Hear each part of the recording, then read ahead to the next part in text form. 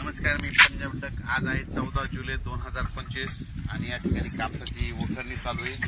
आणि आजच्या ह्या कापसाला जवळपास 34 दिवस झाले. 10 जूनची धुपेलीचा कापूस आहे. 11 तारखेला पाऊस पडला होता आणि आज आहे 14 जुलै 2025 आणि आज माझ्या महाराष्ट्राच्या शेतकऱ्याला या ठिकाणावर मी अंदाज देणार आहे.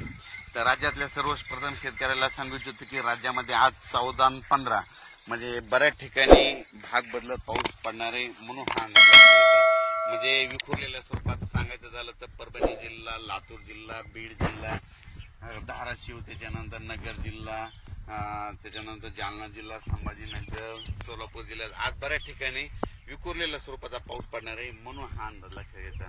म्हणजे सर्व दूर पडणार नाही पण बऱ्याच पिकांना असं जीवदान ठरणारा पाऊस येणार आहे म्हणून हा अंदाज लक्षात घ्यायचा.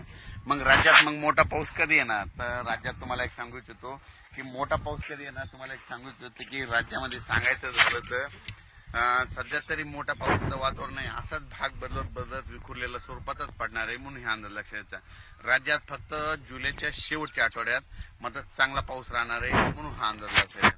म्हणजे सांगायचं तर जुलैच्या शेवटच्या आठवड्यात म्हणजे हा पाऊस राहणार आहे. शेवटच्या आठवड्यात चांगला पाऊस, मग ते वाहुनी वडे नाले वाहणारा पाऊस जुलैच्या शेवटच्या आठवड्यात पाऊस येणार आहे म्हणून हा अंदाज लक्षात. पण राज्यात सध्या तरी मात्र पूर्व विदर्भ झालं, पश्चिमी विदर्भ झालं, दक्षिण महाराष्ट्र, उत्तर महाराष्ट्र, कोकण पट्टी, खानदेश सर्व दूर असं उडे नाले वाचेल तसा पाऊस नाही. फक्त आज मात्र 14 आणि 15 जुलैच्या दरम्यान मात्र दुपारी 3च्या नंतर बऱ्याच ठिकाणी पाऊस पडायला दिसेल. भाग बदलत पर्सनल काहीला सोडून देईल, कुठं पडेल